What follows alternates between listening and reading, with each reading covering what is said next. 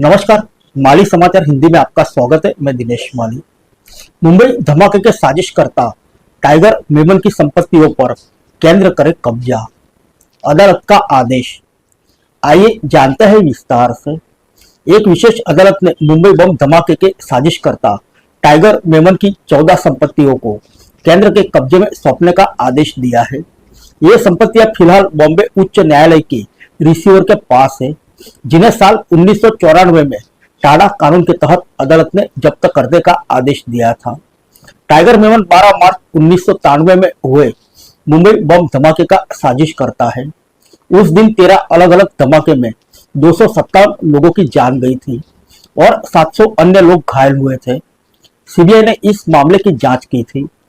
विशेष अदालत के आदेश के बाद जिन संपत्तियों को केंद्र सरकार को सौंपा जाएगा, उनमें बांद्रा वेस्ट में स्थित एक रिहायशी इमारत में फ्लैट, माहिम में कार्यालय, माहिम में एक प्लॉट, माहिम में ही एक अन्य प्लॉट, सांता क्रूज ईस्ट में एक फ्लैट, कुर्ला की एक इमारत में 2 फ्लैट, मोहम्मद अली रोड पर एक ऑफिस, डोंगरी में एक प्लॉट और दुकान, मनीष मार्केट में 3 दुकानें और शेख मेमन स्ट्रीट में एक इमारत में 3 दुकानें शामिल है।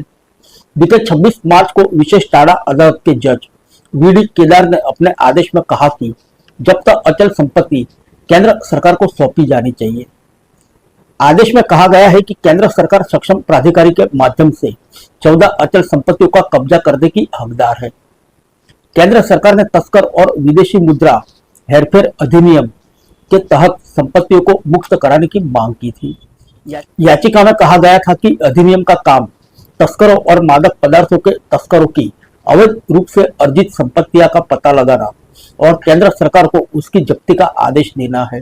मुंबई बम धमाके के बाद से ये संपत्तियां उच्च न्यायालय के कब्जे में है। बता दें, 1993 के मुंबई बम धमाके की साजिश अंडरवर्ल्ड डॉन दाऊद इब्राहिम ने अपने गुर्गे टाइगर मेमन और मोहम्मद दोसा की मदद से रची थी। सीबीआई जांच में पता चला कि पाकिस्तान की खुफिया एजेंसी ISI के इशारे पर यह साजिश रची गई थी। इस मामले में दाऊद इब्राहिम और टाइगर मेमन अभी भी वंचित आरोपी है और टाइगर के भाई याकूब मेमन को इस मामले में दोषी ठहराया गया है और साल 2015 में उसे फांसी दी गई। फिर मिलेंगे अगले बुलेटिन में अन्य किसी खबर के साथ। तब तक के लिए इजाजत दीजिए। नमस्कार।